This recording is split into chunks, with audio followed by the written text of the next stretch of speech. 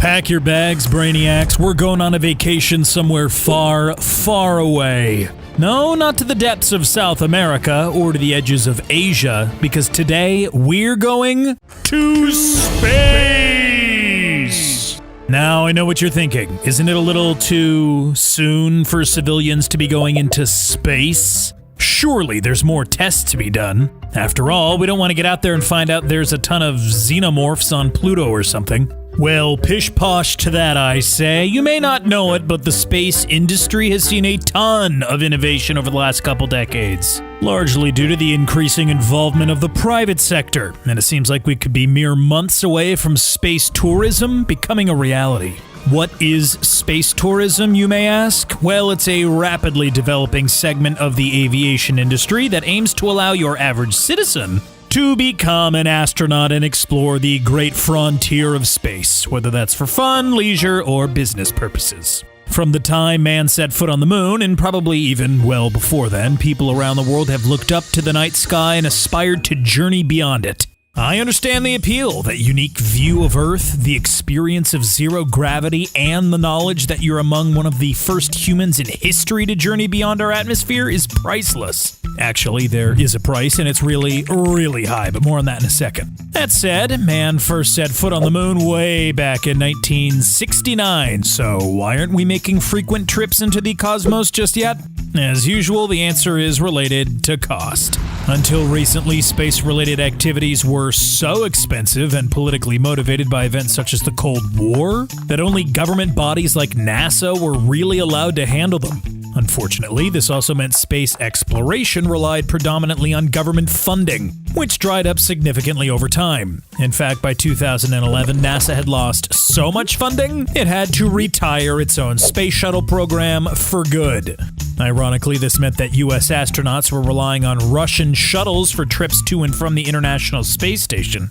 And at a cost of $80 million a trip, it wasn't exactly chump change. So, instead, the US pivoted towards contracting private space exploration corporations like SpaceX and Boeing to shuttle its astronauts, almost as a space taxi service. These contracts are worth a whopping $6.8 billion, so I'm hoping the space taxi driver doesn't let the meter run. Of course, since private companies are now in charge of space travel, it's in their best interest to reduce costs and maximize profitability, and as a result, we've seen significant innovation in the industry. For example, rocket launches used to involve a whole lot of expensive parts that were essentially only good for a one-time use, since they would disintegrate upon re-entering our atmosphere. However, in 2018, Elon Musk's SpaceX successfully launched rockets that were able to fly themselves back to Earth, a development that could save a ton of money in the long run and help make space travel more financially viable. It's because of developments like this that the concept of space tourism is even on the table. After all, imagine if every time you drove a car, your engine exploded. You probably wouldn't drive anywhere unless you absolutely had to. But now imagine your engine doesn't explode. You'd be far more likely to take it for a spin. So, now that affordable space travel is suddenly viable, a bunch of companies are already working on putting together commercial space tourism packages, with the expectation that people will actually be able to buy them within the next couple of years. Virgin Galactic, for example, is selling seats upon a commercial spacecraft and will take a quick flight to the upper atmosphere, where you'll be able to float around weightlessly and take in views of the Earth and its curved horizon, in what will hopefully be a sobering wake-up call for flat earthers, but probably won't be. This quick 20-minute excursion beyond our atmosphere will only start taking place in 2021 at the earliest, and is set to cost a whopping $20,000 to $30,000 per head, and that's the most economical space tourism option available. If you want to get bougie with it, though, a space tech startup called Orion Span is working on the world's, or should we say, universe's first luxury space hotel. The Aurora space station will be able to host up to 6 guests at a time, including 2 crew members, and costs a whopping $9.5 million for a 12-day tour.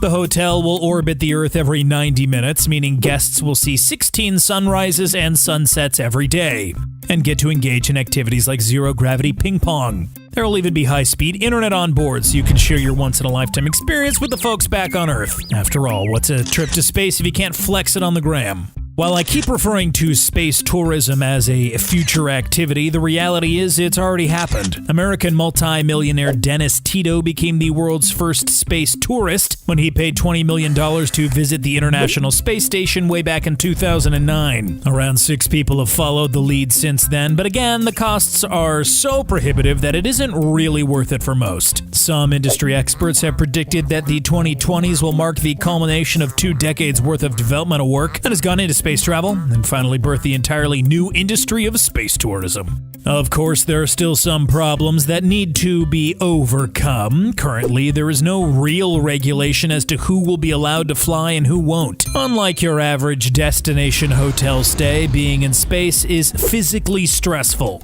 So there will need to be some kind of mandate as to who is allowed to fly and who is not. Or else you could be stuck in a spacecraft, feeling nauseous and dizzy, or worse, for over a week.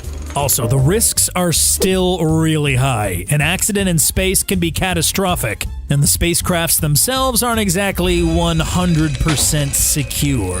Boeing's Starliner capsule, for example, was forced to abandon a mission to the International Space Station when it entered the wrong orbit by accident, and has almost been destroyed due to technical errors twice. Fortunately, there were no people on board, but these aren't really things you want to hear about on our prospective rides. So, while space tourism is on the horizon, it is still super expensive, so only a small group of people, aka the super duper rich, will actually be able to afford to do it for a while. And there's likely going to be a ton of legislation and safety checks enacted before it becomes all accessible to the average person. But still, it's worth getting excited about. After all, you're closer to vacationing on the moon than you think.